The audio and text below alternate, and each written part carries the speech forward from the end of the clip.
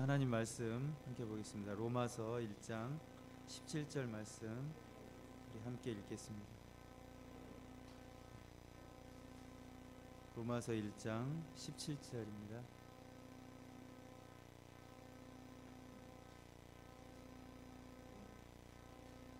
우리 한 목소리로 같이 읽겠습니다. 복음에는 하나님의 의가 나타나서 믿음으로 믿음에 이르게 하나니 기록된 바 오직 의인은 믿음으로 말미암아 살리라 함과 같으니라. 아멘. 로마서의 전체 주제를 한마디로 얘기한다면 믿음이라고 말할 수 있습니다. 여러분은 신앙생활하면서 어떤 말이 가장 친숙합니까? 가장 여러분의 머릿속에 남는 단어가 있다면 무슨 단어입니까? 많은 말들이 있겠죠. 그 중에 믿음이 우리에게 가장 친숙하지 않습니까? 믿음만 가지면 못할 것이 없다라고 저도 어릴 때부터 배워왔습니다. 제가 중학교 때 저를 가르쳤던 선생님이 한 달에 2번씩은 산으로 데리고 갔습니다. 토요일 날 모였는데 토요일 밤만 되면 한 달에 2번은 산으로 데려가서 나무를 하나씩 정해줍니다. 그래서 이 나무가 뽑힐 때까지 기도하고 내려오라고 그랬던 기억이 납니다. 그래서 저는 그렇게 생각했어요. 아, 이 나무가 뽑히면 나의 믿음이 이 정도 되는구나. 그래서 이 조그만 나무가 뽑히면 그 다음에는 좀 더 큰 나무를 주겠지. 그런데 그 조그만 나무도 하나 못 뽑았습니다. 우리는 하나님께 굉장히 열심을 냅니다. 그리고 그 열심이 필요합니다. 그런데 때로 우리의 열심이 어떤 방향으로 가고 있는지 좀 돌아봐야 될 때가 있다는 겁니다. 저는 그렇게 나무를 붙잡고 뽑히면 그것이 나의 믿음이라고 나는 생각을 했었는데 어느 날 그런 생각이 들었어요. 그거 뽑으면 그것이 나의 믿음이라면 그것 말고 다른 것을 해도 내 믿음이 얼마든지 드러나지 않을까? 세상에 나무만 뽑는다고 내 믿음이 드러난다면 그건 너무 억울하다 생각이 들었어요. 그러면 교회를 내가 왜 다니지? 라는 생각이 드는 겁니다. 그래서 한동안 진짜 고민에 빠졌어요. 교회를 오지 않아도 뭔가 내가 그렇게 열심히 해서 뭔가 이룰 수 있다면 난 교회 굳이 오지 않아도 되는 거 아니야? 교회가 나에게는 필요 없는 거 아니야? 그런 생각이 한때 들었습니다. 그런데 하나님의 말씀을 오늘 이 말씀 1장 17절 말씀인데요, 믿음으로 믿음에 이르게 한다라는 이 말씀을 읽으면서요, 도대체 이게 무슨 말일까 라는 고민에 또 빠졌어요. 우리는 보통 믿음이라는 말을 어떤 걸로 채울 그 양적인 것으로 생각할 때가 참 많이 있습니다. 그래서 열심히 노력하고 뭔가 갈고 닦으면 그것이 만들어질 수 있다는 착각에 빠져서 생활할 때가 많다는 거예요. 왜 그러냐면 믿다라는 뜻이 어떤 뜻을 가지고 있냐면 무엇인가를 받들고 따르다는 뜻이 있습니다. 그런데 누가 받들고 누가 따른다는 얘기죠? 내가 아닙니까? 내가 무엇인가를 받들고 따른다는 거예요. 그 따르는 대상이 있고 누가 하냐면 내가 한다는 거죠. 그래서 우리는 항상 내가 무엇인가를 하고 나면 그것이 나의 믿음이 이만큼 되는 것처럼 여길 때가 있다는 겁니다. 만약 그렇다면 성경에서 말하는 믿음이 우리에게 주시는 하나님의 은혜고 전적인 하나님의 선물이다라는 것이 아무런 의미가 없게 되는 거죠. 오히려 마치 내가 이것을 했기 때문에 하나님이 나에게 주시는 아주 당연한 결과라고 우리는 여기고 만다는 겁니다. 여러분, 믿음의 근원은 누굽니까? 우리로부터 출발합니까? 믿음의 근원은 하나님으로부터 출발합니다. 우리의 아버지 되신 하나님께서 우리와 관계를 맺으시고 자녀된 우리에게 그 모든 우리의 구원을 위해서 아낌없이 다 내어주신 것, 이것이 하나님께서 우리에게 행하신 일입니다. 아낌없이 다 내어주셨는데 십자가에서 죽기까지 우리를 위해서 다 내어주신 것, 이것이 하나님이 우리를 위해서 하신 모든 것입니다. 그런데 하나님이 우리를 위해서 이런 모든 것을 다 내어주셨는데 우리는 항상 누구 편에서 생각하냐면 나의 입장에서 생각한다는 거예요. 그래서 믿음도 내가 그렇게 해서 가졌다고 생각하는 겁니다. 그런데 여러분, 믿음은 어떻게 가질 수 있습니까? 오늘 17절에 보면 믿음으로 믿음에 이르게 한다라고 말씀하고 있습니다. 여러분, 이 말의 표현이 좀 이상하지 않습니까? 보통 누군가 나를 이끌었다 그러면 반드시 나를 이끈 대상이 있어야 되거든요. 그리고 어떤 강력한 힘이 나를 이끌었다면 나보다는 좀 더 강력한 힘이 나를 이끌어야 되는 게 맞거든요. 그런데 여기서는 어떻게 표현합니까? 믿음으로 믿음에 이른다. 어떻게 똑같은 믿음이 똑같은 믿음을 이끌 수 있느냐 하는 겁니다. 저는 도대체 이게 무슨 말일까? 믿음으로 믿음에 이르게 한다. 그런데 여러분, 곰곰이 생각해 보면 앞에 믿음과 뒤에 믿음이 다르다는 걸 알 수 있습니다. 앞에 믿음은 뭘까요? 어떤 방법이에요. 뒤에 믿음은 그것에 의해서 얻은 결과입니다. 여러분, 이런 것을 잘 보여주는 대표적인 한 사람이 있습니다. 믿음으로 믿음에 이르게 한다는 것은 어떤 앞에 있는 그 믿음이 뒤에 있는 믿음을 낳게 한다는 겁니다. 이것을 잘 설명해 주는 성경의 한 인물이 있는데요. 우리 지금 구약 창세기를 보고 있는, 주일날 설교를 듣고 있잖아요. 그 중에 한 사람인 아브라함이에요. 아브라함. 여러분, 아브라함을 히브리서 11장 8절에서 이렇게 아브라함에 대해서 얘기합니다. 함께 읽어볼까요? 믿음으로 아브라함은 부르심을 받았을 때에 순종하여 장래의 일을 유업으로 받을 때에 갈 바를 알지 못하고 나아갔으며, 유업으로 받을 땅에 나아갈 때 갈 바를 알지 못하고 나아갔다. 이게 아브라함의 믿음입니다. 여러분, 아브라함을 좋아하십니까? 여러분, 아브라함 같은 믿음의 소유자가 되고 싶습니까? 우리는 다 아브라함을 부러워합니다. 야, 그 믿음의 사람 아브라함, 나도 하나님 그런 믿음을 주십시오. 그런데 아브라함이요, 이런 믿음을 갖게 되기까지 그 과정을 우리는 잘 살펴야 됩니다. 그가 처음부터 정말 이런 하나님이 인정하시는 믿음을 가졌는가 하는 겁니다. 여러분, 창세기 11장 31절과 32절 말씀 함께 읽어보겠습니다.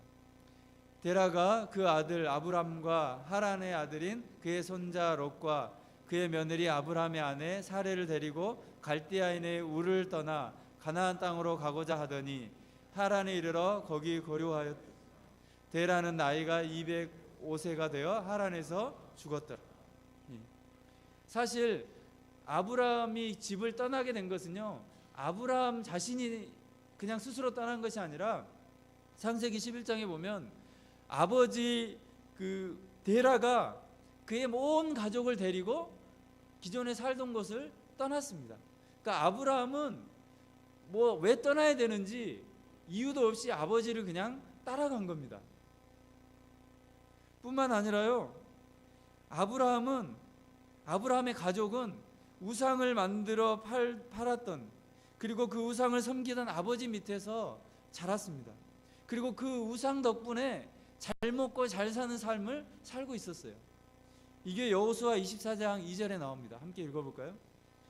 옛적에 너희의 조상들 곧 아브라함의 아버지 나홀의 아버지 데라가 강 저쪽에 거주하여 다른 신들을 섬겼으나. 지금 아버지 데라가 살던 이 지역은요, 온통 우상으로 먹고 살던 지역입니다. 그러니까 아브라함은 이곳에서 아버지 때문에, 우상을 섬기는 것 때문에, 우상 때문에 굉장히 잘 먹고 잘 사는 사람이었다는 거예요. 그런데 데라가 그의 가족들을 데리고 전혀 알지 못하는 땅으로 떠났습니다. 여러분, 데라가 왜 떠났을까요?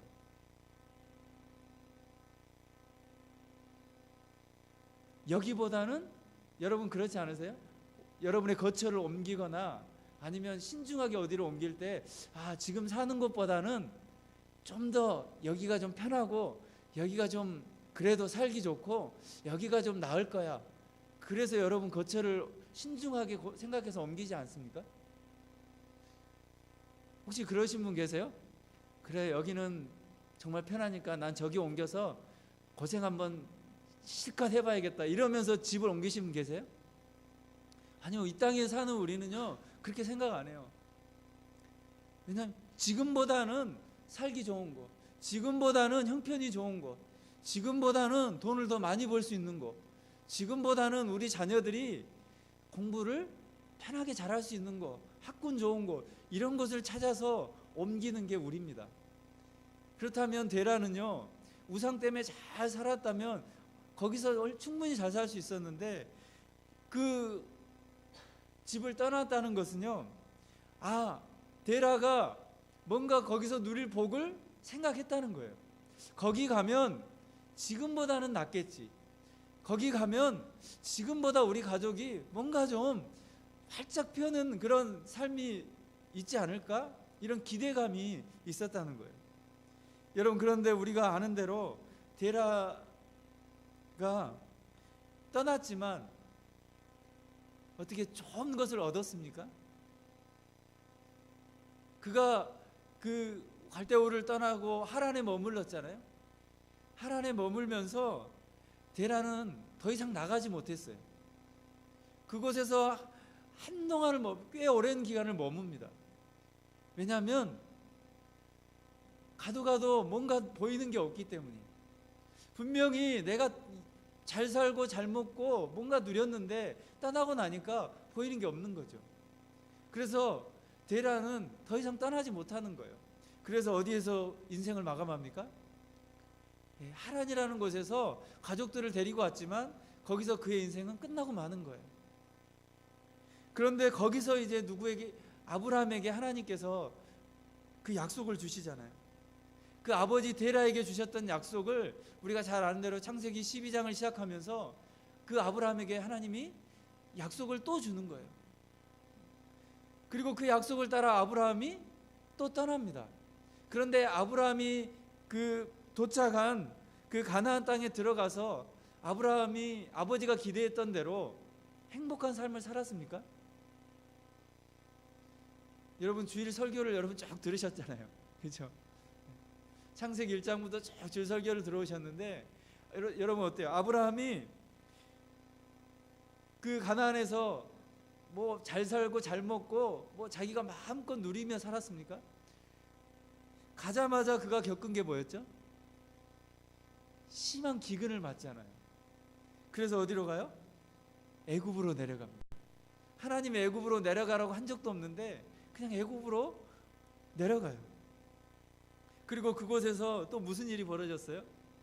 여러분, 제가 지금 여러분 주일 설교를 얼마나 잘 듣고 오셨는지 지금 점검하는 겁니다. 그곳에서 어떤 일이 일어났어요? 자기 아내를 또 누이라고 속이면서 팔았잖아요.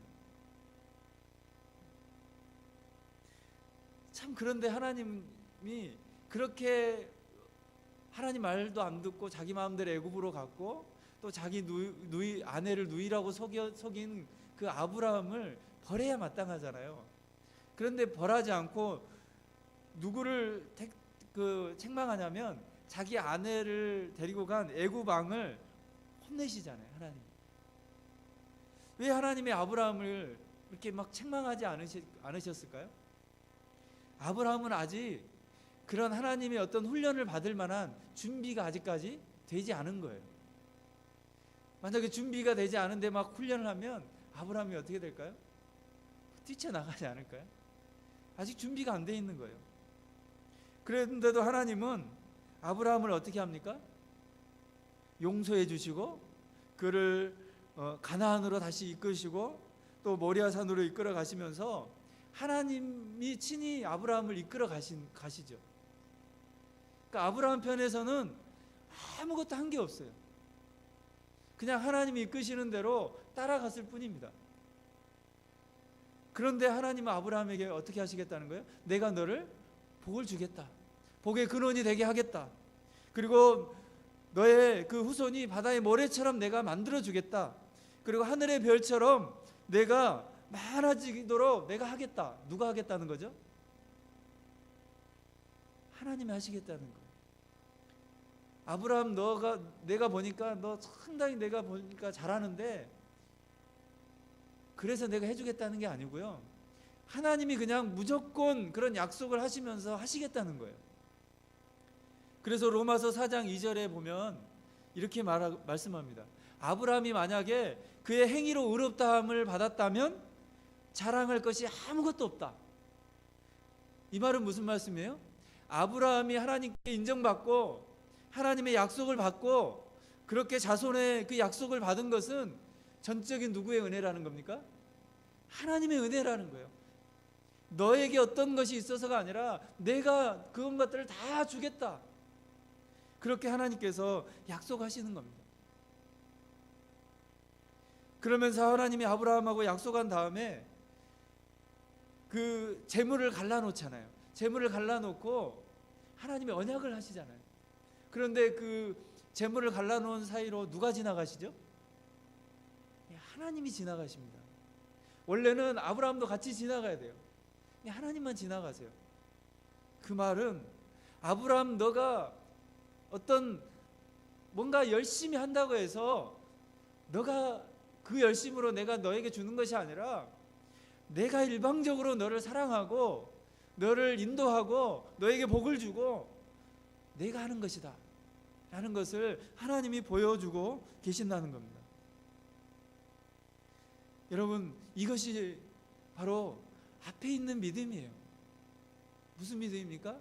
우리가 무엇인가를 해서 뭔가 채우는 것이 아니라 이미 하나님께서 우리에게 값없이 아무런 조건 없이 우리에게 다 부어주셨다는 겁니다. 여러분, 아브라함은 실수투성이잖아요. 그런 실수투성인데도 불구하고 하나님이 약속하시고 이끄시는 걸 보면 하나님이 모든 것을 다 주시는 분이라는 사실입니다. 여러분, 이것이 바로 믿음의 출발입니다. 믿음의 출발은 우리에게 있는 것이 결코 아니라는 거예요. 하나님께서 주시지 않았다면, 하나님께서 우리 안에 그 믿음을 심어주지 않았다면 오늘 우리가 이 자리에 있을 수 있을까요? 오늘 이 자리에 오지 않고 하나님을 알지 못하고 여전히 죄악 가운데 있는 사람들은 우리하고 뭐 특별하게 다른 게 있을까요?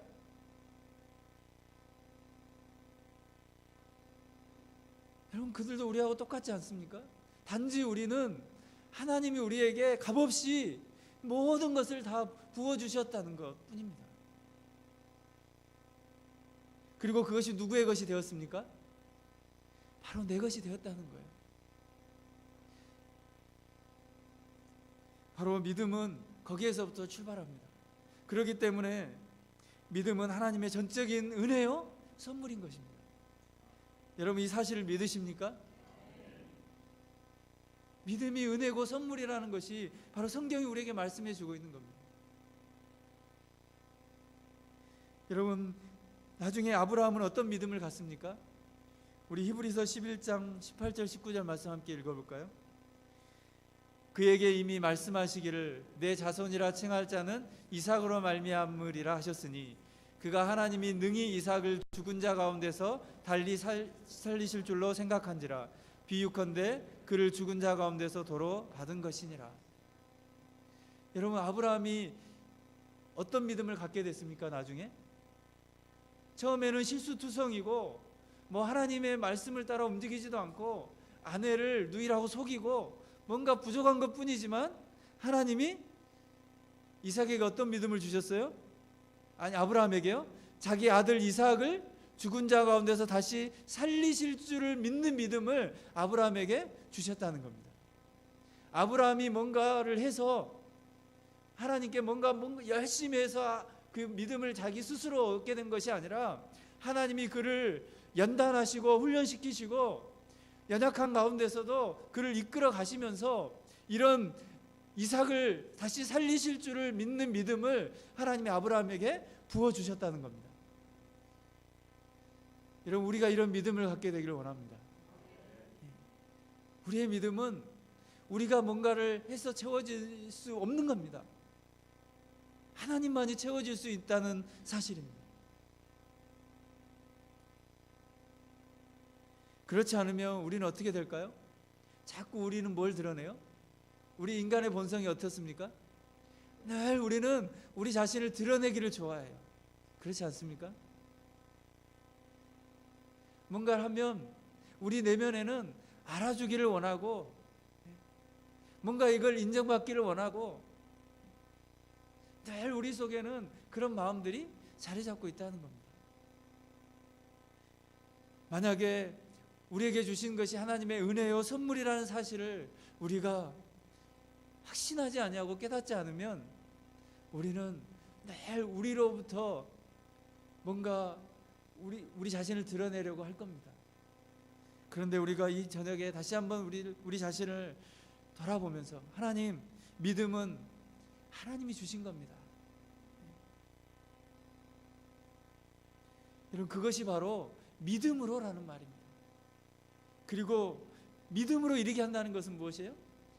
그 하나님이 주신 믿음이 이제 나의 믿음의 고백으로 드러나고 나의 삶의 그 믿음의 삶의 모습이 구체적으로 드러나는 것이 믿음으로 산다는 겁니다.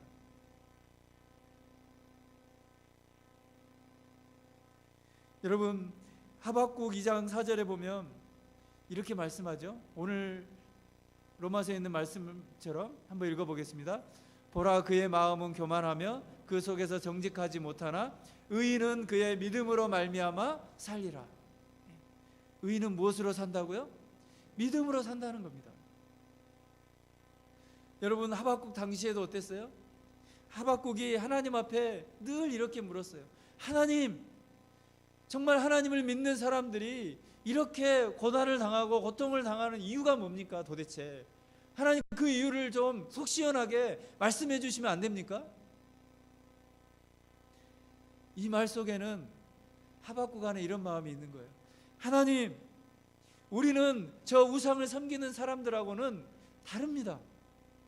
우리는 하나님이 택한 백성입니다. 우리는 저 사람들하고 차원이 다릅니다. 그런데 우리를 왜 이렇게 어렵게 만드시죠? 그런데 하나님의 대답이 뭡니까?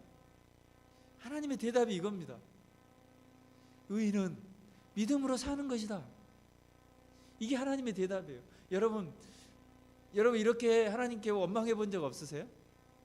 지금 그렇게 기도하신 분 안 계십니까? 하나님, 도대체 내 상황 이게 뭡니까? 왜 나에게만 이런 상황을 주십니까? 도대체 하나님이 계십니까? 하나님이 계시다면 내가 이게 뭡니까? 도대체 내 삶이 이게 하나님 보고 계신 거 맞습니까? 하나님 계시면 이 나라가 이게 뭡니까? 사실 우리 이렇게 하나님을 향해서 원망하듯이 기도하지 않습니까? 그런데 하나님 대답이 뭐라는 거예요? 의인은 믿음으로 산다.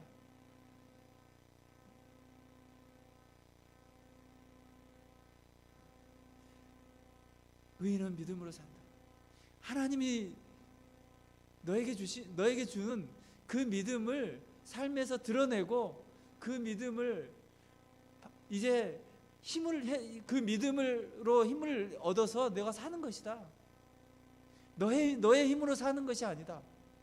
너의 힘으로 뭔가 변화시킬 수 없다. 너의 힘으로 너가 할 수 있는 것은 없다라는 것을 알려주는 거예요.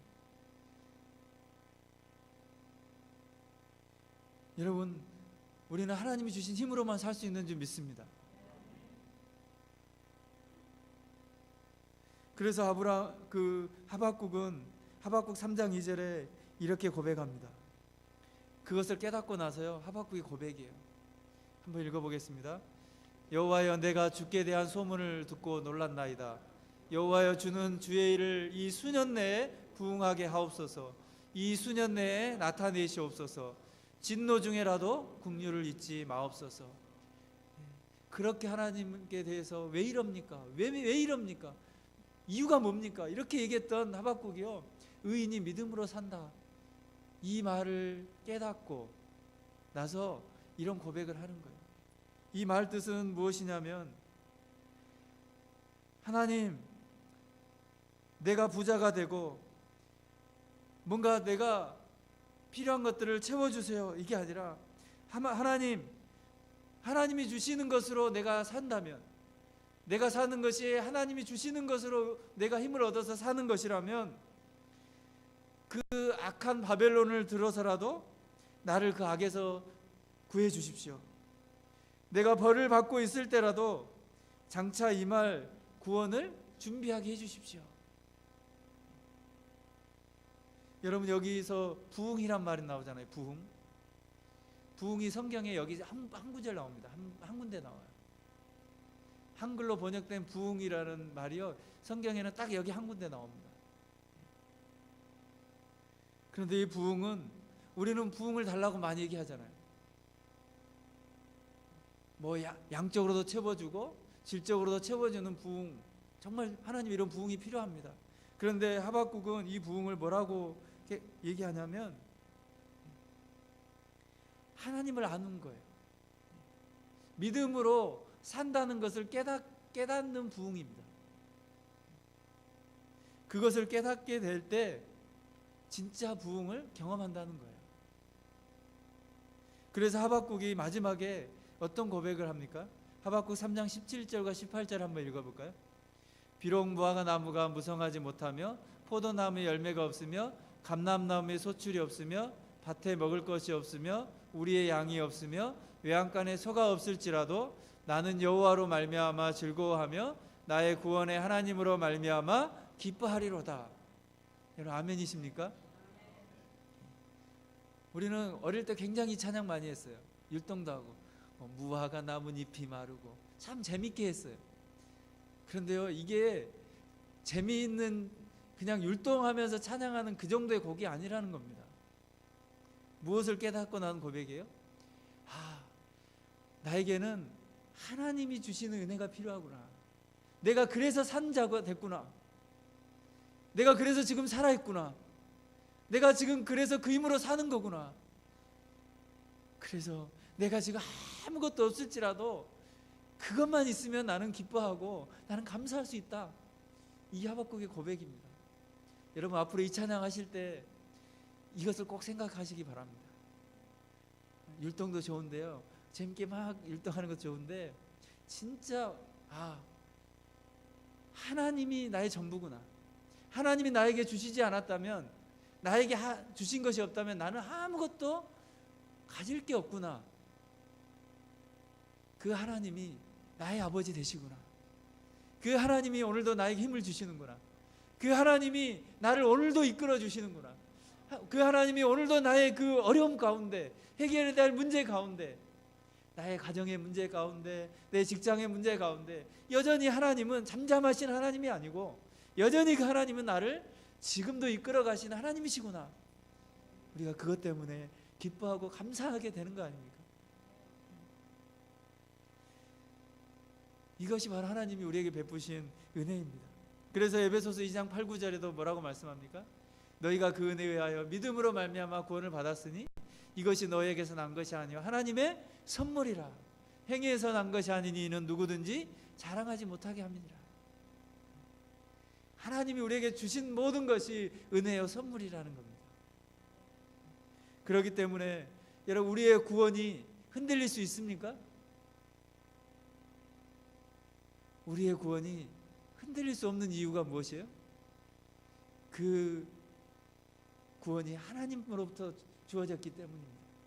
그리고 그 하나님이 그 우리의 구원을 위해 아낌없이 다 내어주셨고, 그리고 우리로 구원받은 자 되었고, 지금도 하나님의 자녀답게 온전하게 살아가도록 우리를 계속해서 누가 이끄시는 거예요?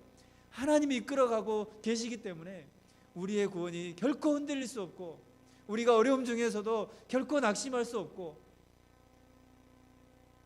감사하고 기뻐하며 살아갈 수 있는 이유가 바로 여기에 있는 겁니다. 오늘 이 밤에 아마 하나님, 제가 마음이 너무 아픕니다. 하나님, 내 이런 문제가 있어서 너무너무 힘이 듭니다. 아마 눈물을 흘리고 이 자리에 오신 분도 계실 겁니다. 아니요, 그 눈물조차 흘릴 힘이 없고, 그 눈물조차 더 이상 내 안에 흘릴 정도의 그 어떤 힘조차 잃어버린 분들이 분명 이 자리에 있을 수 있습니다. 그런데 오늘 이 밤에 그 하나님이 여러분의 위로자 되어주시길 원합니다. 우리 안에 그 눈물을 닦아주시기를 원하고, 우리 안에 그 흔들리는, 그리고 뭔가에 의해서 내가 아파하고 뭔가에 의해서 내가 정말 짓눌리는 게 있다면, 그 하나님이 우리에게 전적으로 베풀어 주신 구원의 은혜, 선물, 그리고 지금도 여전히 변함없으신 그 하나님이 나를 여전히 그 가운데서도 이끌어 가신다는 그 은혜요 선물인 그 하나님의 그 말씀으로 다시 한번 힘을 얻으시고 위로를 얻으시고, 세상 가운데서 그 믿음을 우리가 계속해서 발휘할 수 있게 되길 바랍니다. 그 승리로 날마다 기뻐하시고 감사하며 살아가는 저와 여러분이 되기를 주님의 이름으로 소망합니다. 우리 이 시간 함께 이 찬양 함께 우리가 고백하고 기도했으면 좋겠습니다. 세상 흔들리고 사람들은 변해도 나는 변하지 않는 그 주님만을 섬기겠습니다. 주님의 사랑은 영원합니다. 주님의 나라는 영원합니다. 주님은 변하지 않습니다. 나는 변하고 세상은 변해도 나에게 베푸신 그 하나님의 사랑은 변하지 아니하고 영원합니다. 그렇기 때문에 내가 그 믿음으로 사는 겁니다. 나에게 베풀어 주신 하나님의 그 믿음으로, 그 믿음을 발휘해서 내가 살겠습니다. 우리 이 찬양으로 함께 우리의 믿음을 고백하고 함께 기도하기를 원합니다. 함께 찬양하겠습니다.